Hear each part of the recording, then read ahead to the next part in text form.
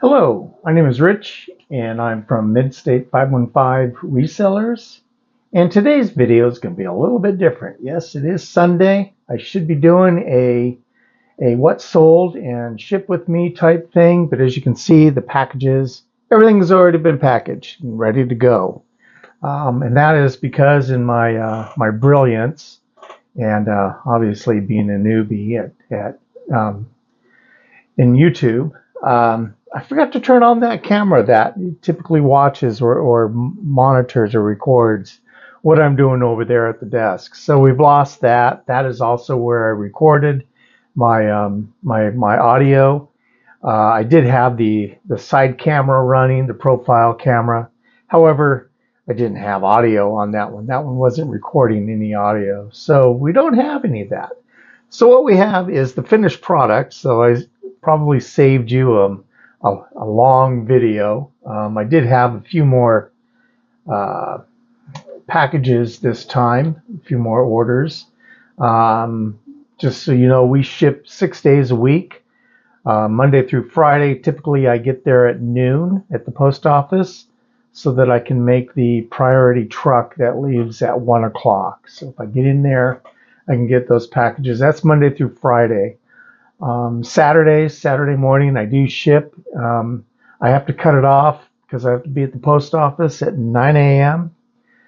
They're only open for a couple hours there, so I have a very narrow window. I get in there at 9, I get those orders shipped, and then so from 9 a.m. until I record these videos is what I show on my Sunday morning uh, ship it or holy ship it videos.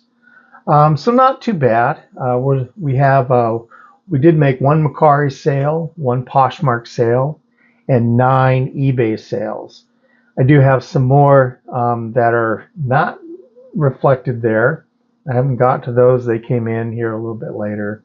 But again, so what I have, that haul of 11 orders came in from 9 a.m. until about 11:30 today. Looking at an average buy cost, this is something I don't normally share.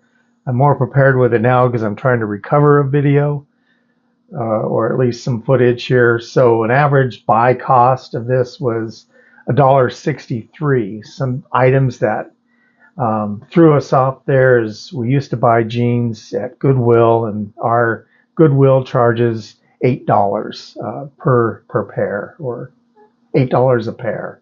So I had one of those old inventory or old buys that finally sold. So that kind of threw off our skew. Generally, our goods are a lot lower.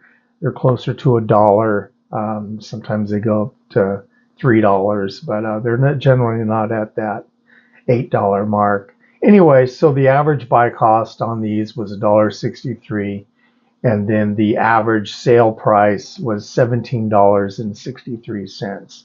So we're not talking big numbers here, but numbers just the same. Something I did want to go over was just go over some events or some things that happened over the week. I did share those in the video that I didn't record, um, but I felt that those were interesting, entertaining, maybe even informative. Who knows? I guess we'll start off the list there. I ranted, if you will, about Depop and offers that come in many times, oftentimes.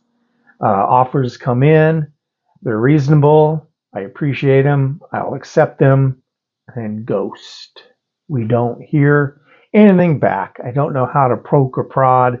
eBay, we could send them an invoice. I haven't tried actually messaging them to say, hey, did you know you had this that I accepted your offer or not? I might give that a shot because I feel that I miss out on some opportunities there. I'm sure it's a younger demographic, if you will.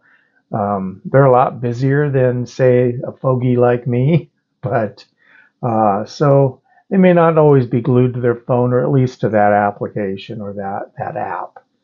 So anyway, so I had a few of those. Did want to talk about promoted impressions. Not sure what yours looks like, but mine have seemed to be, I want to knock on wood, they seem to have recovered.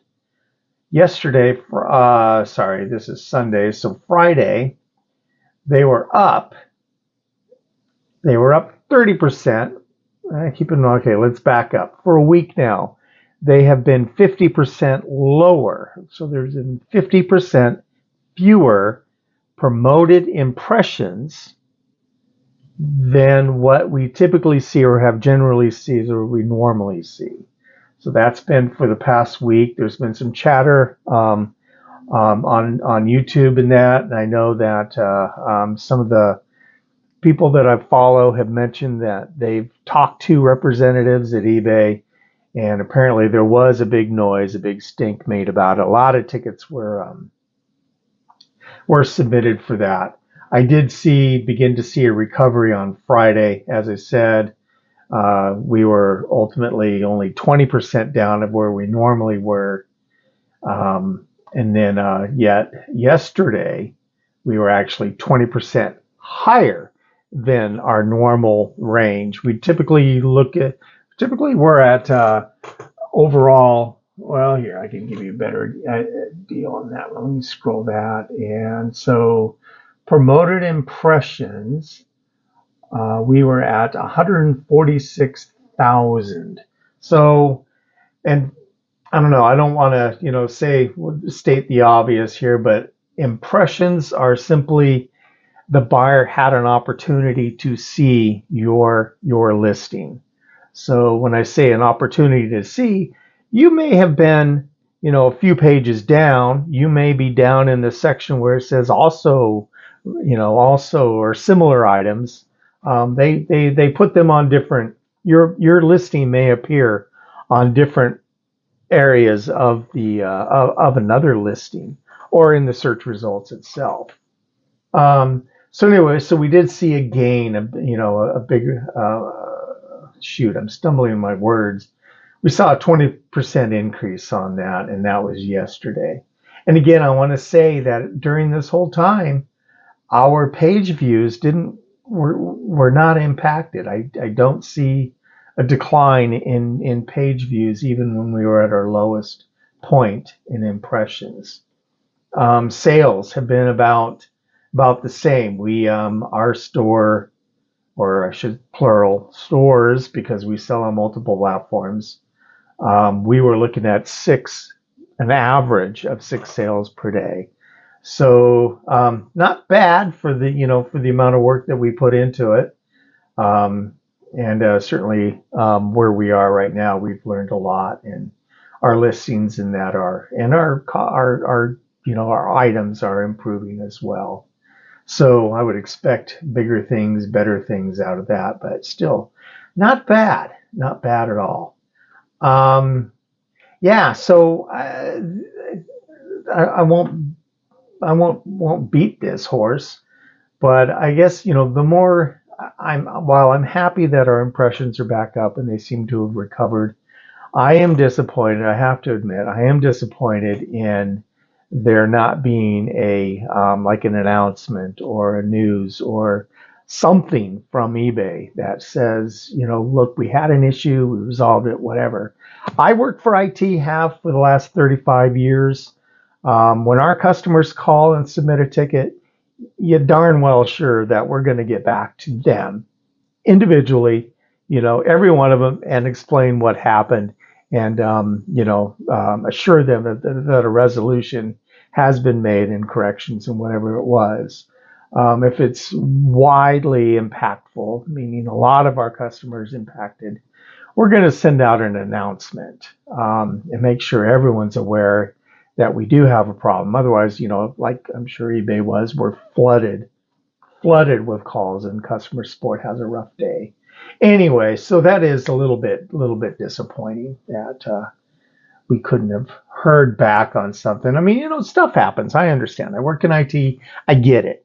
Algorithms change, features change. You make a little tweak here, and it's going to impact areas that you didn't expect it to. So, I mean, I get it. I'm forgiving of that, but I do want to hear, what happened, because I certainly thought it was me. And, had I been a few months back, I would have reacted to this by bumping those promoted impressions way up. Wife would have killed me. But anyway, so enough of that, right? What else did I want to talk about? I guess blocking buyers. I talked a little bit about this. What is your stance on blocking buyers? And I don't have a lot of buyers. I've not blocked a lot of buyers. Sorry, there was something that caught my attention outside. Some buyers and we just don't seem to mesh, or it may be a type. I just don't want to do any business with them going forward, and so I have a handful that I have blocked for that reason. And another buyer that just recently that I blocked, um, we received an offer from them, and as I usually do, I'll go and I'll check out that buyer's feedback, especially if it's an offer. And if I'm going to be giving some sort of significant discount.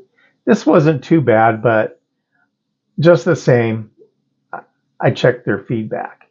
Whoa, I was a little surprised, because the feedback that they had given was negative, and in some cases I didn't feel that feedback was warranted. The seller did not deserve that feedback. One, I think, was because the shipment was late getting there. Well, according to this seller, we saw their reply. Um, he had shipped it on time, so he had, next business day, shipped it on time. The tracking showed that it was on time, and the tracking showed it was hung up. It was hung up by the post office. He had no control. Once you hand that package over to the post office, you're done. There's nothing you can do to ensure that that package will arrive on on a particular date. So rather than, in my opinion, that, if I was the buyer, I would communicate with the seller. And buyers have communicated with me with similar situations, and just say, look, I haven't had the package. Did we get it sent on right? And the seller then could have had the opportunity to say, look, yes, I see by tracking it's hung up here or it's there. Looks like the new arrival date will be whatever, right? I mean, that's decency, but no, this buyer opted to straight up record or submit negative feedback. I didn't think that was justified or warranted. Some other issues were, some tennis shoes were purchased, and I guess they were defective once they wore them. They were playing tennis. That's hard on tennis shoes. I can attest to that. So the tennis shoes didn't hold up or did not perform as expected. Negative feedback. The seller offered free returns and would have returned them, but the buyer did not give that seller that opportunity to make it right. I mean, I've sold shoes. I don't make a habit of selling shoes, but I inspect them as best I can. But would I put them on and play a game of tennis? No, I would not. So if they fell apart during a match, the best that I could do is show any flaws, any whatever, and inspect them to the best of my ability. But how they will perform in use, I would not be able to control. So anyway, long story short, well, it was already a long story. Sorry, bear with me. Well, at the end of the day, I did decline that offer. It hurt because it was good, but I didn't want to risk my account or the possibility of getting a negative feedback right off the bat. So I declined, and then I blocked the buyer. I just don't want to run that risk. So anyway, Others may have, handled that differently. Maybe, you'll run the risk. I'm not going to do it. So just wasn't worth the sale. Let's see, what else? I guess next on my rant list was returns. We did not used to do free returns. Buyer always had to pay for returns, and that was we accepted returns, but the buyer had to pay for the label to return it, and then we would at that point we would refund the buyer of the purchase price. Again, so the buyer is out, and I realize this, the buyer is out not only the cost of shipping to them, but also the shipping back to us. So that is, that's steep. But if it was for reasons because it didn't fit, our listing contains all the measurements, we photograph all the measurements, plus we fill out all the item specifics, which also ask you again for the measurements. So everything is there. And then also on the listing, every listing recommends that you take a garment that fits you as desired, measure it, and compare to ours. A lot of people don't do that, I understand, but I just don't have the quantity or the number of sales to absorb those sorts of returns. But anyway, so what happens? Be careful with that, because what happens is the buyer figures out, oh, well, if I open a return case as item not described, the seller is then forced to do a full refund and pay for the return shipping. So you're out anyway. Plus you have a defect against your account. Not good. That doesn't work out for you. And then you don't have a whole lot of a room to negotiate or to talk to an eBay representative. We've had some. Anyway, we figured that it was better for us to do return shippings, and then we're in better control of that. And we adjust some things, some costs here and there to help mitigate some of that. And eBay also helps to mitigate some of that. In your final value fees will be reduced. Potentially, you could make more sales because people are more comfortable doing business with you if they know they can return the item. What I don't always do is refund the original shipping. While I'll take the shipping, and I will pay for the return shipping and refund them the purchase price. I may not always return or refund that the original shipping. If it's my fault, absolutely, I will do that because it was my fault.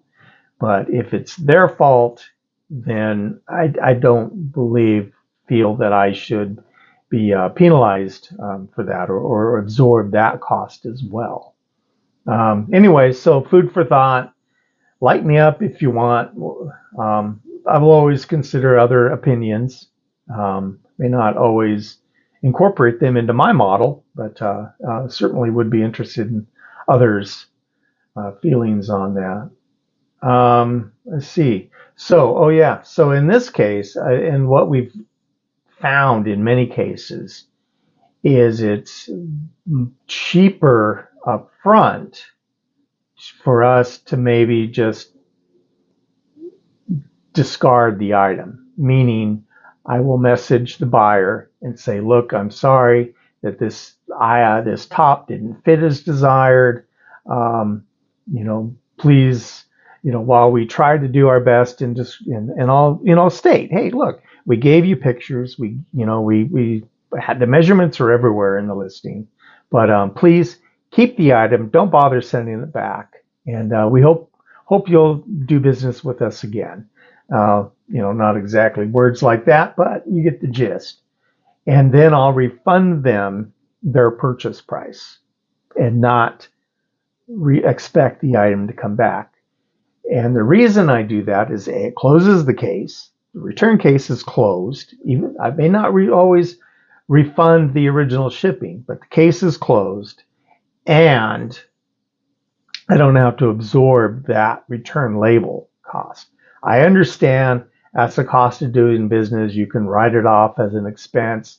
But you know what? If you paid $1 for the item, is it worth having the item sent back for, like a top might be $4.20? Is it worth it? Or if it's a pair of jeans, it could be $8.30, right? I mean, if it ships in a padded flat rate. So anyway, I mean, I try to consider what did the item cost us and how much is it going to cost to ship it back to us. And that's at the point I may say, you know what, keep it. Just keep it. Sorry it didn't work out. Hope you do business with us again. Refund them the purchase price and let's move on. Case closed. We don't have to worry about it.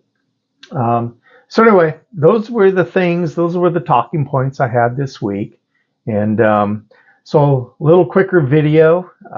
You didn't get me shipping, which may be a blessing, but you did get my rambling. And for that, I appreciate your time. And please, if you caught anything, have some other